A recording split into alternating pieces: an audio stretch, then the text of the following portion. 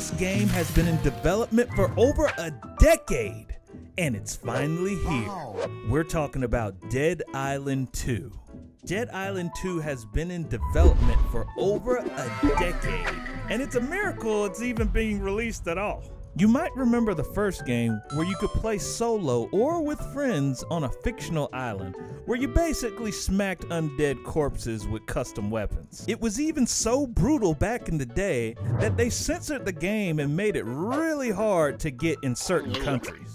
This time you're going to enter a far bigger place, which is going to be LA. But certainly this will be censored for some regions. In Dead Island, you can choose one of 6 Slayers, which are all slightly different stat-wise and have unique abilities. Just make sure you choose wisely, since you can't swap mid-game. These characters can be customized with cards that unlock certain abilities and make you stronger throughout the game.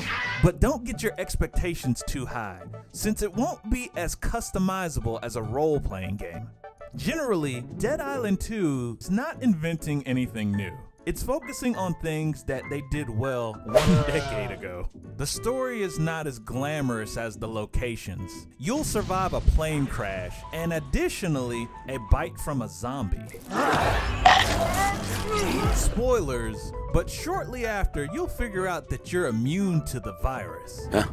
Also, some of you might be disappointed that this game really isn't an open world game. Dead Island 2 comes in at about 30 hours of gameplay, a lot to explore and a lot of fun. But therefore they made the game linear instead. Speaking of fun, let's start with the pros of this game. The sequel took experience from the past and literally made it bigger and better. But you know what else is bigger and better? My dedication to providing you quick, quality content here on Minimal Effort Reviews. Yes, our channel is getting bigger and better. And if you're enjoying the growth of our girth, remember to follow, subscribe, slam that like button like Faye when their parents aren't home. Now, to start big, let's take a look at the visuals. This game looks great, and for the gore fans, it's a feast. The damage model is fantastic. I mean, just look at how detailed these zombies are getting ripped apart. It looks like my lunch that's been in the slow cooker for 12 hours. Besides the zombies, LA looks really great as well. The colors present a great contrast with the theme of the game and even invite you to revisit and explore areas. You'll be able to access new places and find funny things, side quests, and some dark humor along the way. Good footage while killing corpses. It's not just the visuals and humor which make Dead Island 2 a good game. Obviously, the gameplay is the main selling point, combined with the gore. You'll find tons of weapons, which you'll be able to customize at workbenches. These workbenches aren't just for looks though. They're used to add cool add-ons, like a flamethrower on a knife. Melee gameplay is fun and definitely way better than the gunplay, which definitely feels wonky at times and will be unlocked fairly late.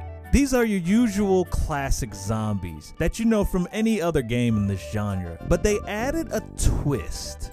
Zombies can be immune to fire and even some boss enemies. But fear not, because if you use your brain compared to a zombie's, you can use the environment to create traps to make them wet and electrocute them, for example. This definitely adds a twist to the gameplay, which makes it more fun as well. That was just one example, but there are more fun options to figure out weak points.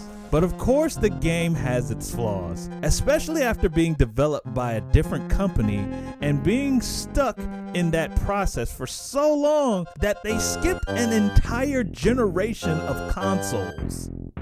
The story is obviously not the selling point of this game, but you got the Hollywood feeling right there. Characters and their stories come and go, just like most of the Hollywood stars.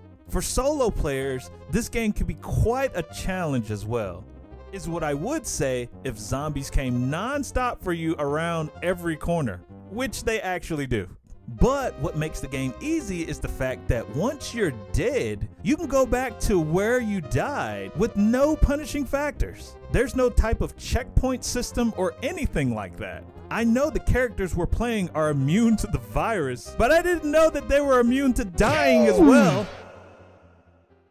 Dead Island 2 isn't inventing anything new in this genre, and that's totally fine. For a game which has been in development for so long, we just gotta say, don't have your expectations too high. The game is definitely fun and worth a try for co-op and zombie fans, but certainly not the best game of the year. Therefore, we'd give the game 75 out of 100%. If you like these kind of reviews, don't forget to comment on the next game you'd like to see us cover.